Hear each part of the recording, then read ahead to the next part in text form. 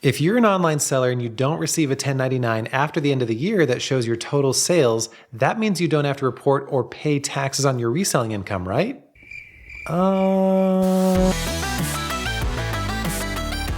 Hey, my name is Mark too, and I'm a CPA who specializes in helping online resellers with taxes and with growing their businesses profitably. So all the hype about the 1099K we've been hearing about for the past few years, in my opinion, just isn't very relevant.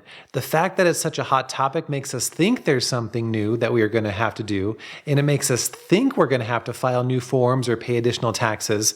But if you've already been reporting your sales activity on your taxes, it's not likely going to change anything for you. On the other hand, if you've been flying under the radar, you are who the IRS is targeting with their efforts to lower this threshold. One of the most common misconceptions with e-commerce is that if you don't get a 1099, then you don't have to report your income on your taxes.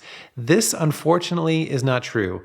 Payment processors like Amazon and eBay or PayPal aren't going to send you 1099s because they're trying to help you out. They do it because they're legally required to report that information to you, but more importantly to the IRS. There are several different types of 1099 forms, but right now we're talking specifically about the 1099K. The 1099K was created to give the IRS visibility into your online income so they could make sure that people were reporting their online sales on their taxes. My son just asked me the other day, how does the IRS know how much money you're making? And the truth is that they don't know exactly how much you're making, but they do have some glimpses into your income because it's often reported to them by the companies that pay you. Credit card companies and third-party processors like PayPal and Amazon are required to report their payment transactions they process for you and me to the IRS. Not everyone who sells online will receive a 1099K.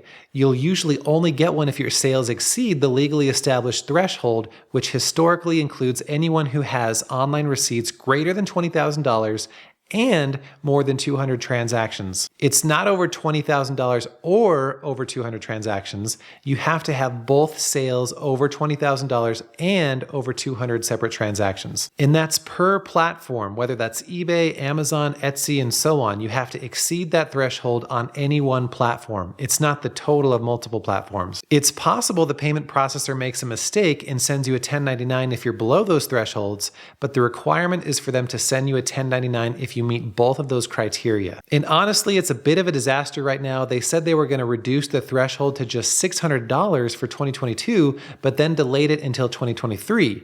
Then everyone freaked out again and they delayed it again. So for 2023, it's still the $20,000 and 200 transactions. Now they're saying that the threshold for 2024 will be reduced to $5,000 as a stepping stone to an eventual future $600 threshold. Companies have been scrambling to get their reporting processes in order, and from my perspective, it's a big jumbled mess because I have a lot of clients who are way below the current thresholds who are still getting 1099s anyway. Now again, does that matter? Not really, not unless you're hoping to hide that income and not report it on your taxes. So I'll just say it one last time. You need to report your online selling income even if you don't get a 1099. But let's talk about what happens if you're above the threshold, but you don't report the income on your taxes. Or even if you're below the threshold, if you get a 1099, that means the IRS likely has the information too. And if you don't report that income, it might be a year or two, but the IRS will eventually send you a letter billing you for the tax owed based on the unreported sales amount, along with penalties and interest. This is a really common scenario with new resellers or really anyone starting out with a small business. Maybe you get a 1099 and not know what to do with it, maybe you forget about it, or maybe the dog ate it. Usually someone sends me an email saying that they didn't know they were supposed to report their online sales on their income tax return, and that they just got a letter from the IRS assessing way more tax than that person was expecting. If this happens to you, don't panic. Remember that the only thing the IRS has a record of is essentially your gross sales.